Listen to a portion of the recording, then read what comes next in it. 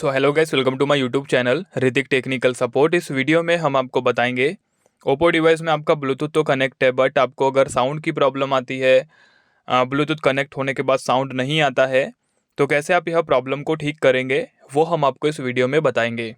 ठीक है, video start करने से पहले आप लोग हमारे यूट्यूब चैनल को सब्सक्राइब कर लीजिएगा, बेल आइकन को प्रेस कर लेना है। सो जब आपको इस टाइप की प्रॉब्लम आती है आपके ओप्पो के डिवाइस में, तो हम यहाँ पे दो मेथड का यूज़ करेंगे।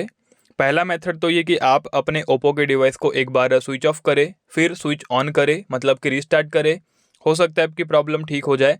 या फिर अगर आपने ये तरीका भी यूज़ कर लिया फिर भी आपकी प्रॉब्लम ठीक नहीं होती है, तो आप जाए अपने ओप्पो डिवाइस की सेटिंग्स पे एंड यहाँ पे आपको थोड़ा स्क्रॉल डाउन करना होगा, तो ऑप्शन मिलेगा आपको एडिशनल सेटिंग्स का। इस पर क्लिक करिए।